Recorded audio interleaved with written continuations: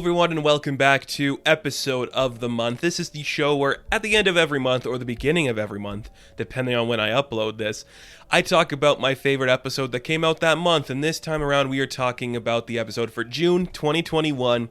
And of course, we're going back into the well. It was our episode in April, but we're coming back to Mythic Quest for June because Season 2, Episode 6 gave us probably, out of every episode I've talked about this year, my favorite thing I ever watched.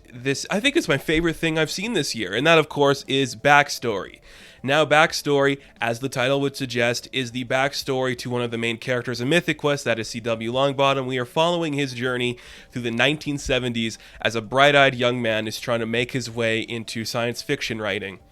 And I think there's a few reasons this stuck with me, because as somebody who is a writer, as an aspiring writer, and seeing that lifestyle presented on screen in a very relatable and influential way, it struck me as something I'm like, yeah, this feels believable and honest and is trying hard to be something.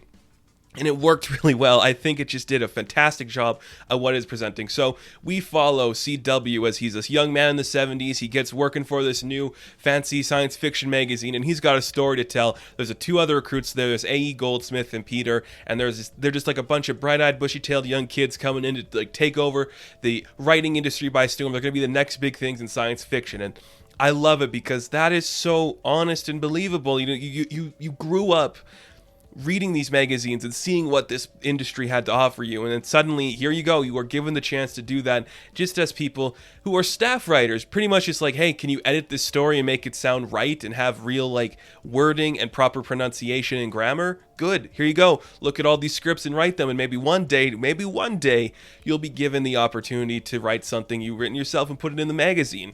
That is the 70s style of writing. That is just comic books and newspapers and all this crap. If you have the ability to do it, you get in there and you do it. I think that is fantastic.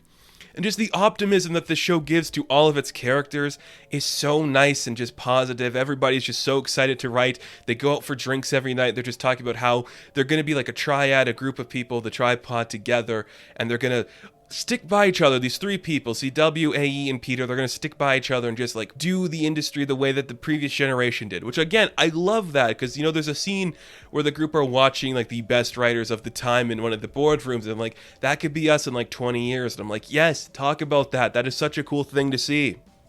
It's just so positive in the way it portrays writing, which is something I love to see, and the struggles and the hardships of writing. So like there's a scene where all three of them are like reviewing each other's scripts, and everyone's like, this is kind of cool, but maybe you should hone into like the backstory on this and like show how like the female perspective is driven to this character, or how certain things work for this.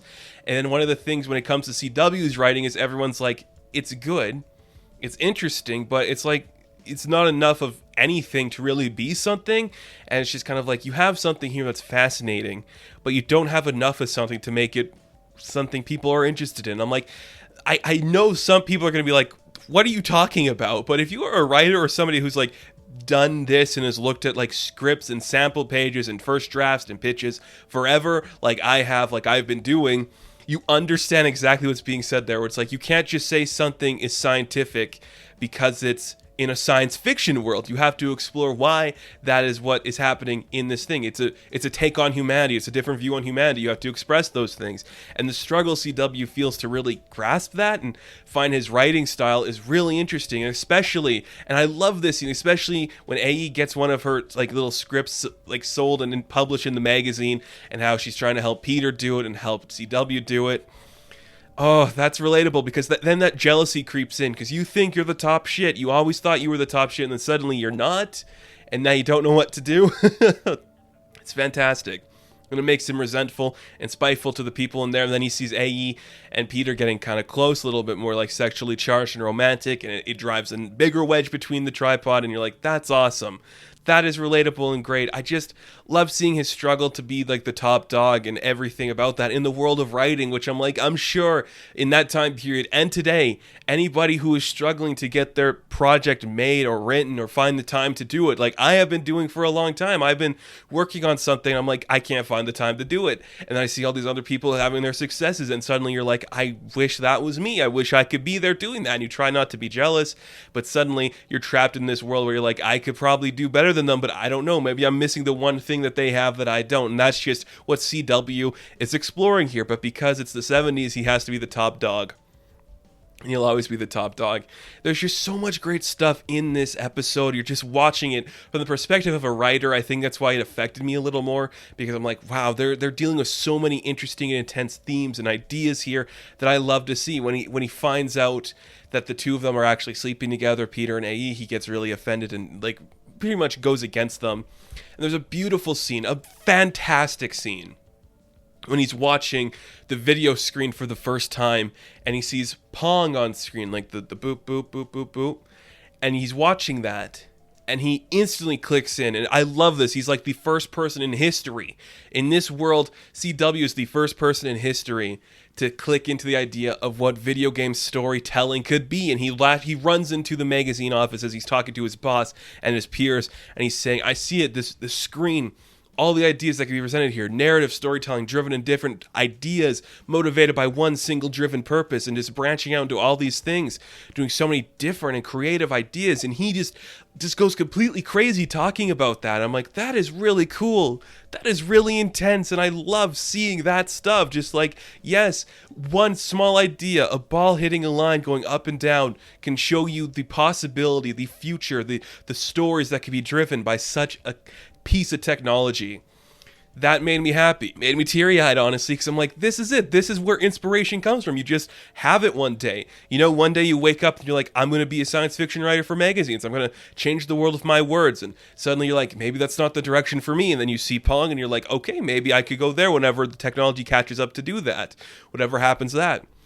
And I love it when CW like submits his book to like one of the like top writers at the magazine, and he goes through and he's like, these are your words, and then he decides to turn his novel into an actual full-on novella so people can read it, and he sells it. He just copies the words that this other guy wrote about his book, and suddenly it's a bestseller and he wins a Nebula, but they are technically not his words, but they technically are his words.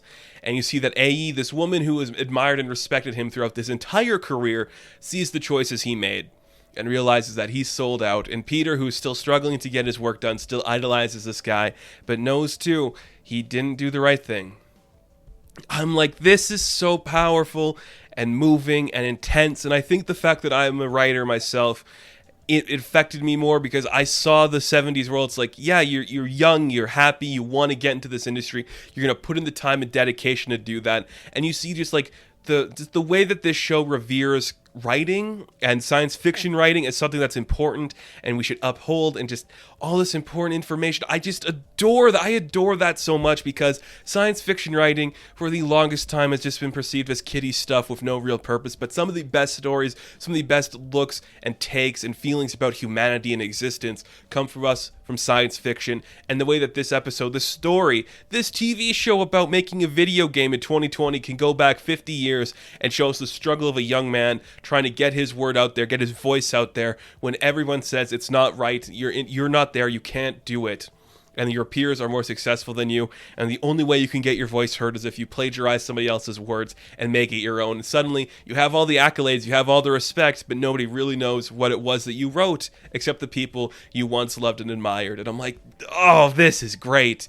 This is awesome. I want this all day. I am thinking, I'm not sure yet, but I might do a commentary on this episode because I have so much more to say about it, but we're running out of time to talk about it, and I just think I could do this. So if this episode of the month gets 50 likes, that's a little bit of a stretch. We'll say 30 likes. If we get 30 likes on this video, I will do a commentary on this episode, and I'm super excited to see what that brings. But this is my episode of the month. It made me happy, it made me sad, it made me emotional in ways I wasn't expecting from Mythic Quest, but that's what a good show does. It surprises you in ways you aren't expecting. So my episode of the month is from Season 2, Episode 6 of Mythic Quest. It is called Backstory. So thank you guys for watching this episode of the month. Be sure to like and subscribe to the channel. As always, you can check me out on Instagram, Patreon, Twitter, all that good stuff. And I'll catch you in the next one. Have fun, stay safe, good luck.